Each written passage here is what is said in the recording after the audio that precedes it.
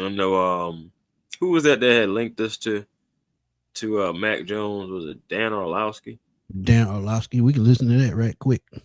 Um, Let me put it up right quick, so y'all can hear it for yourself.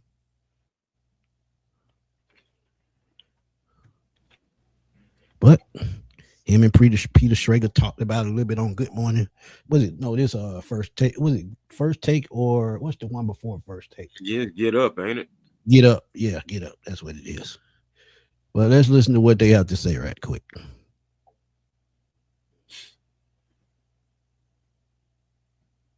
Okay, so that's one. Let's go to the next one here, Dan.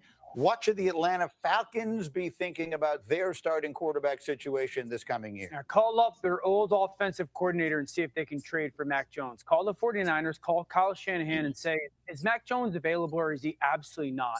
Because if you look at this offense and the talent that they have, now Kevin Stefanski is a head coach, Tommy Rees is a play caller.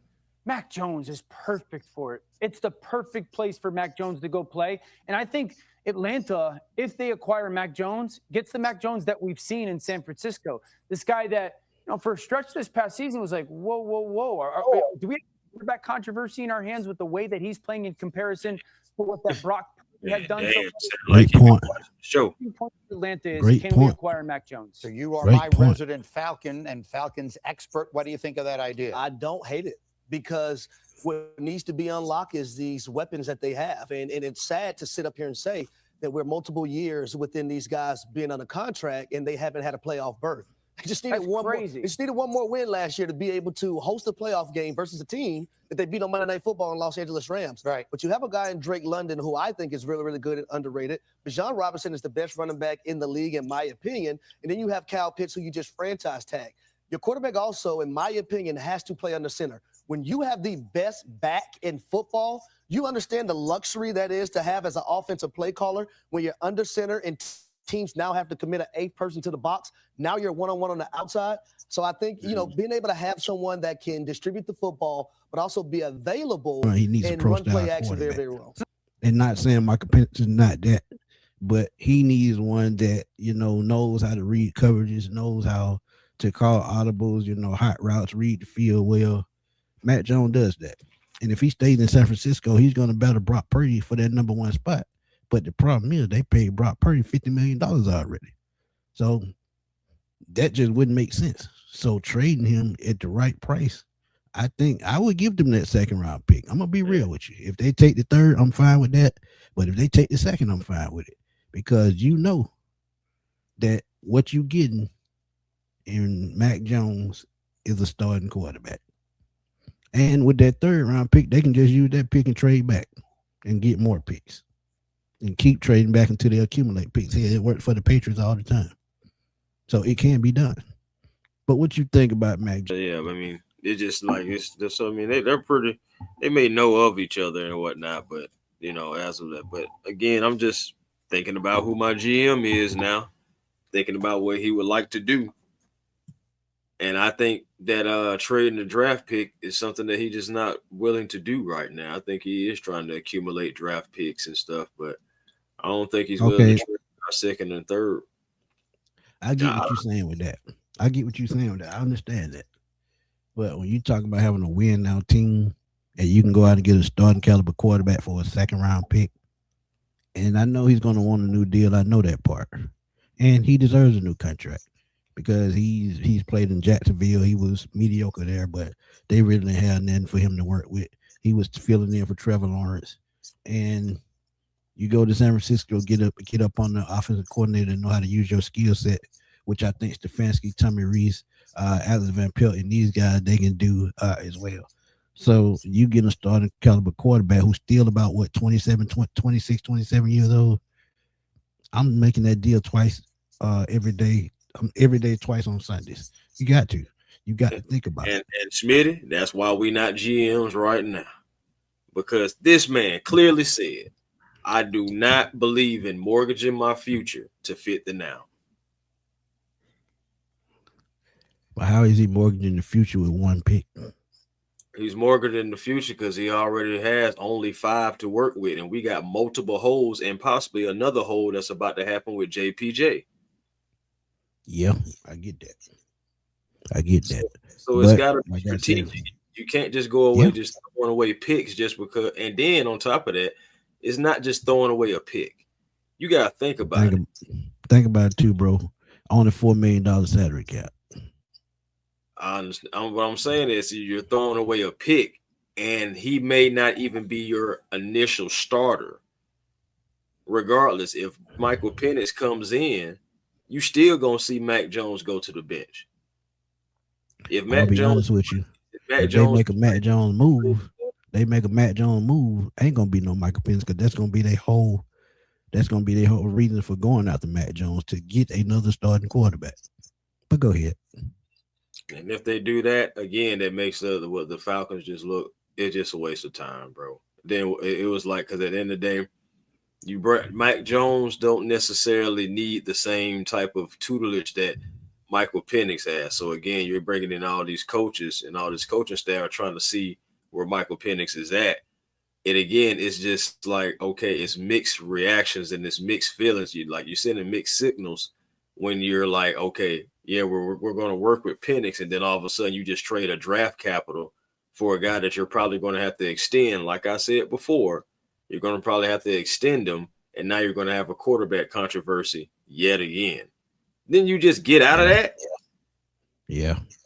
But the thing is, this regime wants to do things totally different from the last regime. We've already seen it. Yeah, but think about it, bro. That's why we're here tonight. I understand the quarterback controversy 1,000%, but you made my point for me when you said they won't have to. They brought in coaches and they bring in a pro style quarterback. You gonna stay making it seem like that they wasted time doing that when that's not true. No matter who's going to be the quarterback, these coaches are still going to be the deciding factor because that's something we did not have with the regime. That's why they brought in all these coaches. But we know that all these different guys were brought in for a reason. Like, quarterback is, they're here to help Michael Penix regardless.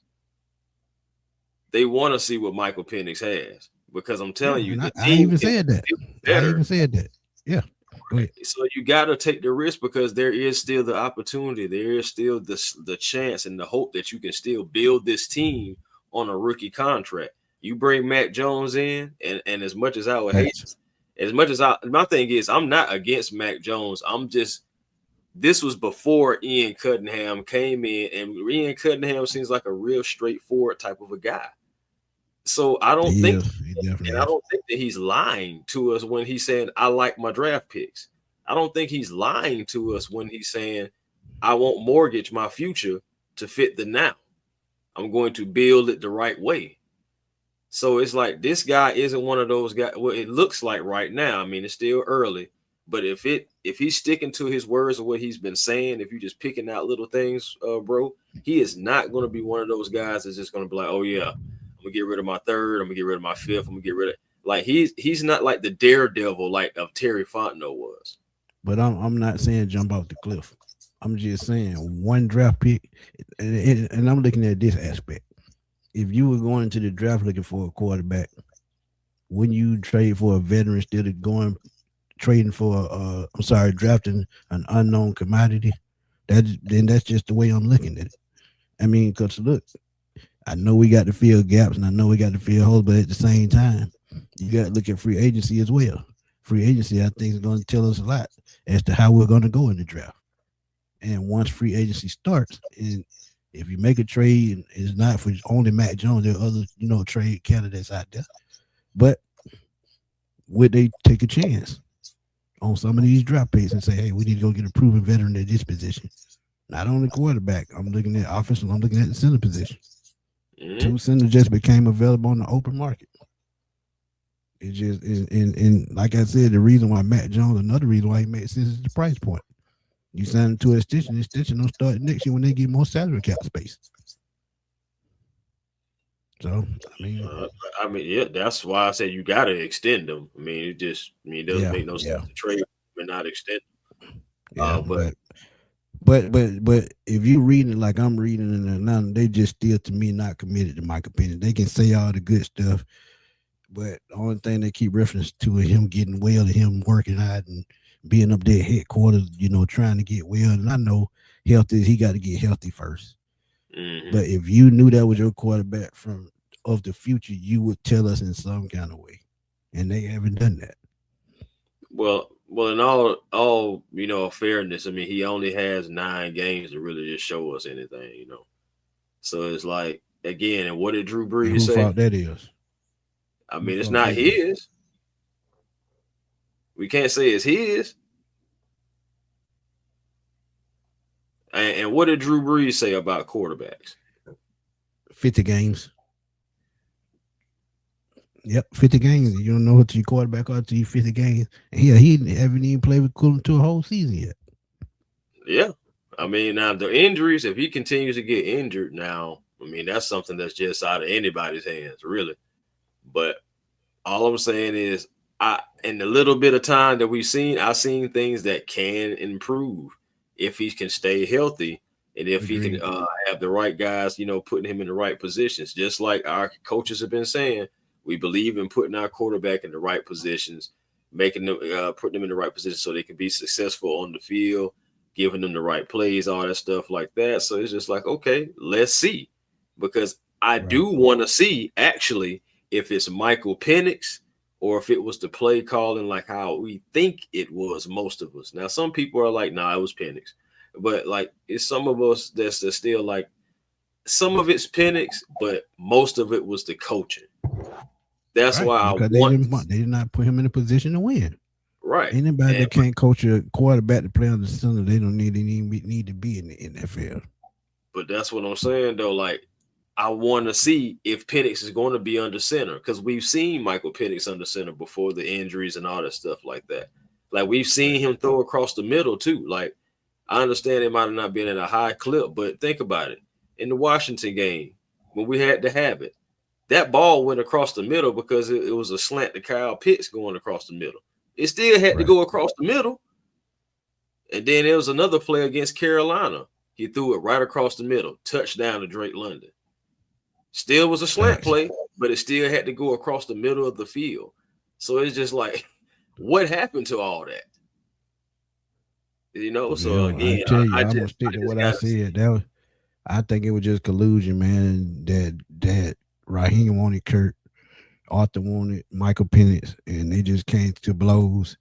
And since Raheem them couldn't have their way, they wasn't feeling Mike, so they didn't coach him the same as Kurt Cousins, because you can tell the playbook was even different. They were doing 12 and 13 personnel that first game in New Orleans. They hadn't done that at no point. It during the season with Michael Penix. That let me know they were, Well, they had their mindset in a different direction. But go ahead. well, let's just keep it real, bro. The whole plan blew up in their face anyway because Facts. Michael, we still, to be honest with you, think about it. We're just now supposed to be about to see Michael Penix coming up in this season. Agreed. That was the plan. Agreed. So the plan blew up in their face from the jump, and now we don't had all this different turmoil. We're trying to figure things out, and now we have a starting quarterback, or we have a rookie quarterback. I say rookie contract quarterback that is out here and possibly could be on the chopping block for some things that's not even his fault.